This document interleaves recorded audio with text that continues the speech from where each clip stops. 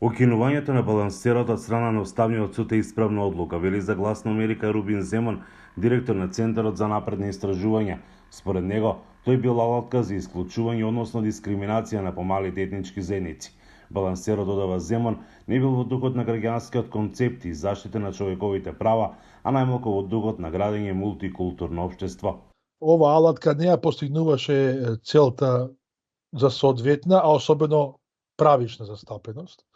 Потрикнуваше етничка дискриминација и асимилација, а пак мерит системот беше тотално занемарен.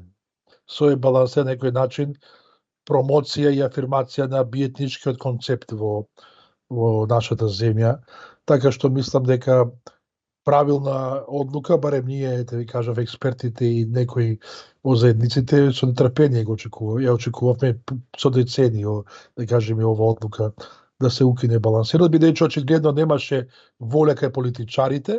Аналитичарот Джелал Незири смета дека соодветната и правична застапеност на етничките заедници е уставна обврска која произлегува од рамковниот договор и како таква мора да се почитува. Балансерот, од друга страна, беше само алатка за да се стигне до таа правична и соодветна застапеност на етничките заедници. Со укинувањето на балансерот требаше да се мисли, да се размислува каква друга алатка или каков друг закон ќе може да ја исполнува таа уставна обврска за праведно и соодветно застапување на етничките заедници. Незири вели дека балансерот сепак не бил совршен. Дали таа беше совршена таа алатка? Мислам дека не беше совршена.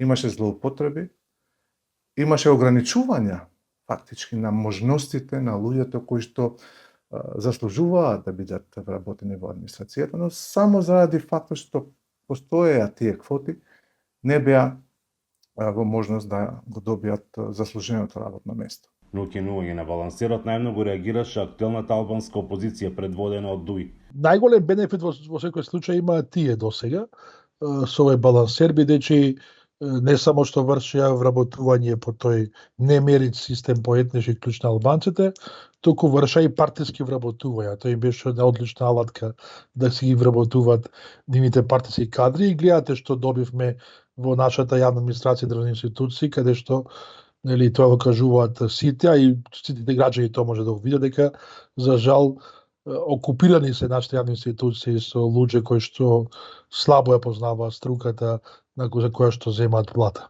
Може би, вели, тој треба да се воспостави друг механизам за имплементација на амандманот 6 од Уставот, кој предвидува дека државата гарантира соодветна и правична застапеност на сите заедници. Ниту Слободан Милошевик не можеше да сонува да донесе толку погрешни одлуки колку што може да направи Уставниот суд на Република Северна Македонија преку маргинализирачкото гласање.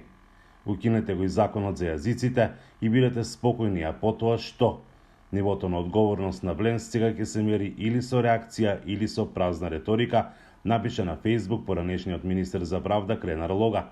Инаку балансерот беше алатка за вработување во државните институции според етничката припадност, но многу често беа евидентирани злоупотреби, кога македонци се запишува како албанци, албанци како македонци или турци и така натаму.